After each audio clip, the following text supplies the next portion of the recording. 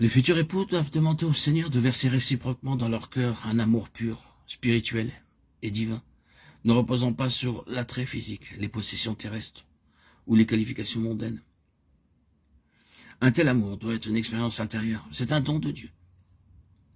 Dans Éphésiens 5,25, le Seigneur déclare « Marie, que chacun aime sa femme comme Christ a aimé l'Église et s'est livré lui-même pour elle. » Cette exhortation est répétée dans les versets 28 et 33. Combien le Seigneur nous a aimés. Nous n'avions ni fortune ni qualification, nous l'avons affligé et nous l'avons blessé. Cependant, il nous a aimés et a donné son corps pour être brisé à notre place. Il nous a tant aimés parce qu'il est notre Créateur.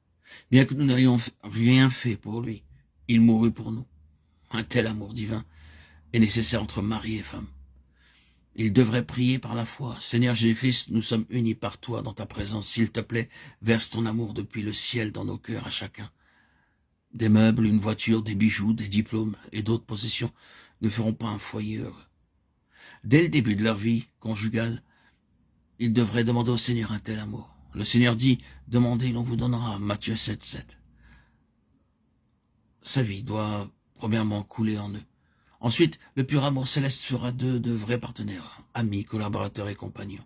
Un tel amour augmentera dans les expériences, les épreuves et les souffrances et les attirera dans une relation beaucoup plus intime.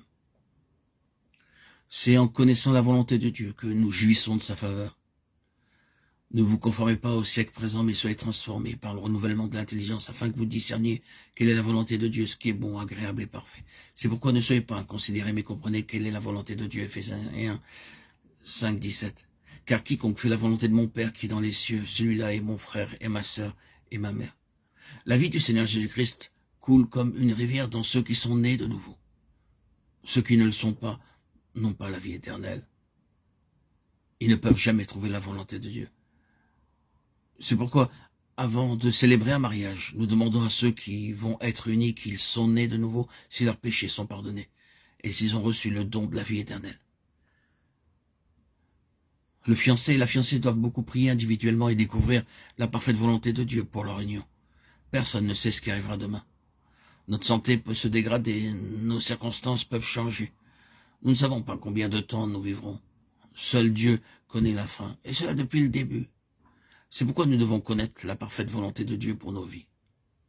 Nous lisons dans le psaume 143, 10, « Enseigne-moi à faire ta volonté, car tu es mon Dieu, que ton bon esprit me conduise sur la voie droite. » Ceux qui sont unis doivent être capables de déclarer véritablement et sincèrement, « Mon Seigneur, selon sa volonté, a choisi cette personne pour moi. » Avant de penser à l'or, à l'argent, au travail ou aux vêtements, ils doivent trouver la volonté de Dieu.